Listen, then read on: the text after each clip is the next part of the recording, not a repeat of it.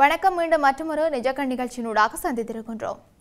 பொய்களை கூறி ஆட்சி செய்த ராஜபக்ச குடும்பத்தை போல் தற்போது பொய்களாலேயே ஆட்சி செய்யும் அனுராணியும் மிக விரைவில் வீட்டுக்கு விரட்டியடிக்கப்படும் என்று ஐக்கிய மக்கள் சக்தியின் நாடாளுமன்ற உறுப்பினர் காவிந்த ஜெயவர்தன தெரிவித்திருக்கின்றார். இது தொடர்பில் ஊடகங்களிடம் அவர் மேலும் குறிப்பிடுகையில், கடந்த 10 மாதங்களாக பொய்களாலேயே தேசிய மக்கள் சக்தி நாட்டை ஆட்சி செய்து கொண்டிருக்கின்றது. இதற்கு மத்தியில் தற்போது தேசிய மக்கள் சக்திக்கும் ஜேவிபிக்கு இடையில் கடுமையான முரண்பாடுகள் தோற்றம் பெற்றுள்ளன. சிச்சியின் செய்மதி விவகாரத்தில் பிரதமர் ஹரணி அமரசூரியவும் அமைச்சர் வசந்த சமரசிங்கவும் முரண்பட்ட கருத்துக்களை கூறியதால் அவை பகிரங்கமாக வெளிப்படுத்தப்பட்டுள்ளன. இது சமூகத்தில் பாரிய சர்ச்சையை தோற்றுவித்துள்ளதால் முதலீட்டு சபையின் அதிகாரிகளுக்கு எதிராக நடவடிக்கை எடுக்கவுள்ளதாக வசந்த சமரசிங்க குறிப்பிட்டிருக்கின்றார். அந்த அதிகாரிகள் தவறான தகவலை வழங்கியிருந்தாலும் பிரதமரே சரியான தகவல் எது என்பதை தெளிவுபடுத்தி இருக்க வேண்டும். ஆனால் தற்போது வசந்த சமரசிங்கவே அதனை செய்து கொண்டிருக்கின்றார். எனினும் அவருக்கு இன்னும் இது குறித்த தெளிவு இல்லை. இவ்வாறான சர்ச்சைகளுக்கு மத்தியில் மறுபுறம் மனித படுகொலைகளில் ஈடுபட்டு வரும் பாதாள உலக கும்பலும் தலைதூக்கி இருக்கின்றது. நாளாந்தும் துப்பாக்கிச் சூடுகளால் உயிர்கள் பறிக்கப்பட்டு கொண்டிருக்கின்றன. உயிர்த்த ஞாயிறு தின தாக்குதல்கள் இடம்பெற்ற போது அப்போதைய அரசு அதற்கு பொறுப்பு கூற வேண்டும் என்று வலியுறுத்திய தேசிய மக்கள் சக்தி பாதாள உலக கும்பல்களால் கொல்லப்படும் உயிர்களுக்கு பொறுப்பு கூற வேண்டும் என்றும் நாம் வலியுறுத்துகின்றோம். பாதாள உலக கும்பல்களுடன் தொடர்புடையவர்கள் மாத்திரமன்றி அப்பாவி மக்களும் இதனால் பாதிக்கப்படுகின்றார்கள். பொதுவெளிகளில் இடம்பெற்றுக் கொண்டிருக்கும் இந்த அழிவு தொடர்பில் அரசியல் எவரும் வாய் திறப்பதில்லை.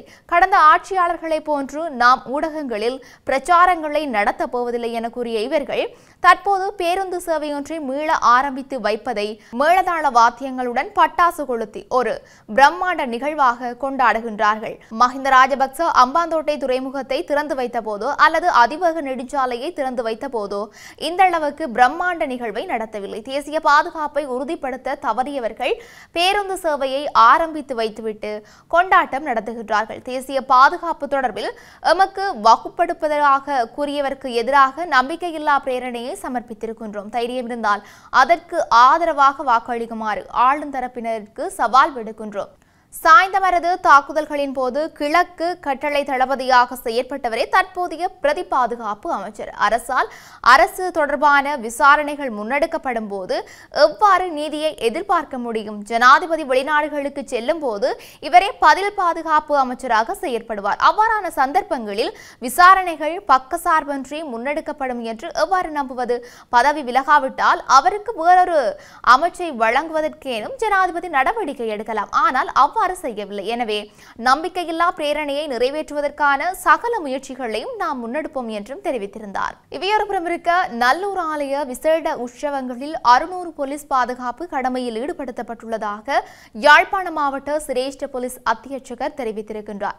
வரலாற்று பிரசித்தி பெற்ற நல்லூர் கந்தன் ஆலய வருடாந்த உற்சவத்தை முன்னிட்டு போலீசாரால் விசேட பாதுகாப்பு ஏற்பாடுகள் மேற்கொள்ளப்பட்டுள்ளதாக யாழ் மாவட்ட சிரேஷ்ட போலீஸ் அத்தியட்சகர் APS ஜெயமகா தெரிவித்திருக்கின்றார். நல்லூர் கந்தன் ஆலய வருடாந்த உற்சவம் சிறப்பாக இடம்பெற்று வரும் நிலையில் எதிர்வரும் வாரம் நல்லூர் ஆலயத்தில் விசேட உற்சவங்கள் இடம்பெற இருக்கின்றன. இந்த நிலையில நல்லூர் கந்தன் ஆலயத்திற்கு வருகை தரும் பெருமளவான பக்தர்களின் பாதுகாப்பினை கருத்தில் கொண்டும் திருட்டுக்களை தடுக்கும் முகமாகவும் வடக்கு மாகாணத்தின் ஏனைய மாவட்டங்களில் இருந்து விசேட போலீஸ் அணியினர் நல்லூர் ஆலய பாதுகாப்பிற்காக வரவழைக்கப்பட்டிருக்கின்றார்கள். சிவில் மற்றும் சீருடையில் சுமார் 600 போலீசார் பாதுகாப்பு கடமையில் ஈடுபடுத்தப்பட்டுள்ளதாகவும் தெரிவித்திருக்கின்றார். அத்துடன் தென்பகுதி மற்றும் இலங்கையின் ஏனைய பகுதிகளில் இருந்து திருட்டுடன் தொடர்புடைய பல்வேறு சந்தேக நபர்களை இனங்காணக்கூடிய போலீஸ் அணி ஒன்றும் நல்லூர் ஆலய உற்சவத்திற்கு வரவழைக்கப்பட்டுள்ளதாகவும் தெரிவித்திருக்கின்றார். குறிப்பாக ஏற்கனவே பல திருட்டு சம்பவங்களுடன் தொடர்புடையவர்கள் தொடர்பிலான புகைப்படங்களையும் ஆலய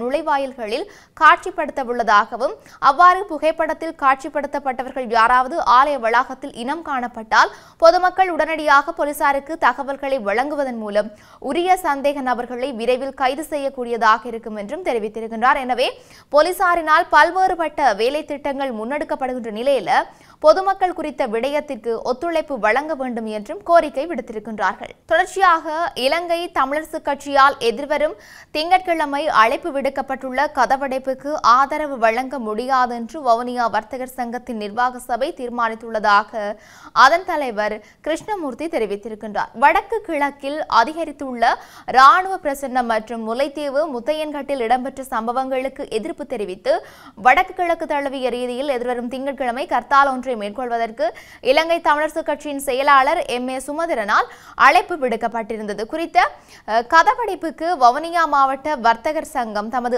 ஆதரவினை வழங்க வேண்டும் என்று வர்த்தக சங்கத்தின் பிரதிநிதிகளுடன் தமிழரசு கட்சியின் செயலாளர் எம்.ஏ. சுமந்திரன் 2 தினங்களுக்கு முன்பாக நேரடியாக சந்தித்து ஆதரவை கோரியிருந்தார். இந்த நிலையில் இது தொடர்பாக ஆராய்வதற்காக வவுனியா வர்த்தக சங்கத்தின் நிர்வாக சபை இன்று கூடியது. இதன்போது அநேகமான நிர்வாக சபை உறுப்பினர்கள் அன்றைய தினம் வியாபார நிலையங்களை திறக்க வேண்டும் என்ற கோரிக்கையை முன்வைத்திருந்தார்கள். இதனையடுத்து எதிர்வரும் திங்கட்கிழமை வியாபார செயற்பாடுகள் வழமை போன்று நடைபெறும் என்றும் வவுனியா வர்த்தகர் சங்கம் கதவடைப்புக்கு ஆதரவு வழங்குவதில்லை என்ற தீர்மானத்தை எடுத்துள்ளதாக அதன் தலைவர் கிருஷ்ணமூர்த்தி தெரிவித்திருக்கின்றார். இதேபடி இருக்க முன்னாள் ராஜாங்க அமைச்சர் லொஹான் ரத்வத்தேயின் மறைவு நாட்டுக்கு பெரும் இழப்பு என்று முன்னாள் ஜனாதிபதி மஹிந்த ராஜபக்ச தெரிவித்திருக்கின்றார். சுகையினம் காரணமாக இன்றைய தினம் காலமான லொஹான் ரத்வத்தே சிகிச்சை பெற்று வந்த மருத்துவமனைக்கு மஹிந்த நேரில் சென்றிருந்தார். இதன்போது ஊடகவியலாளர்களிடம் கருத்து வெளியிட்ட போது இந்த விடயத்தை அவர் தெரிவித்திருந்தார். நாட்டுக்கு பாரியளவு சேவையை வழங்கிய ஓர் அரசியல்வாதி என முன்னாள் ஜனாதிபதி மஹிந்த அமரர் லொஹானை புகழ்ந்து பாராட்டியிருக்கின்றார். தமது அரசியல் நடவடிக்கைகளில் மிக நெருக்கமாக இணைந்து செயற்பட்டவர் எனவும் தனிப்பட்ட ரீதியிலும் அவர் நெருங்கி பழகியவர் என்றும் அவர் தெரிவித்திருந்தார். லொஹானின் இழப்பு குறிப்பாக கண்டி மக்களுக்கும் ஒட்டுமொத்த நாட்டு மக்களுக்கும் இழப்பாகும் என்று மஹிந்த தெரிவித்திருக்கின்றார். இதேவேளை லொஹானின் மறைவிற்கு ஸ்ரீலங்கா பொதுஜன முன்னணி ஆழ்ந்த இரங்கல்களை வெளியிட்டுக் கொள்வதாக நாடாளுமன்ற உறுப்பினர் நாமல் ராஜபக்ச தெரிவித்தும் இருக்கின்றார். அரசியல் ரீதியாகவும் குடும்ப ரீதியாகவும் நெருங்கி பழகிய ஒருவரை இழந்து நிற்பதாக அவர் தெரிவித்திருக்கின்றார். அமரர் லொஹான் சிகிச்சை பெற்று வந்த தனியார் மருத்துவமனைக்கு மஹிந்தவின் இளைய புதல்வர் ரோஹித ராஜபக்ச, பந்துள்ள குணவரத்ன உள்ளிட்ட பலரும் சென்று அஞ்சலி செலுத்தியிருந்தார்கள் என்பது இங்கு குறிப்பிடத்தக்க விடயமாக இருக்கின்றது. தொடர்ச்சியாக தேசிய மக்கள் சக்தி அரசாங்கத்தில் பிளவு ஒன்று உருவாவதற்கான சூழல் நிலவுவதாக சர்வஜன அதிகாரம் கட்சியின் தலைவர் திலீப் ஜெயவீர தெரிவித்திருக்கின்றார். தங்களுடன் கலந்துரையாடும் கட்சி உறுப்பினர்கள் இது தொடர்பில் தெரிவிப்பதாகவும் அவர் கூறியிருக்கின்றார். இன்று பம்பலப்பட்டியில் உள்ள கோவிலுக்கு சென்ற சந்தர்ப்பத்தில் ஊடகங்களுக்கு கருத்து தெரிவிக்கும் போதுதான்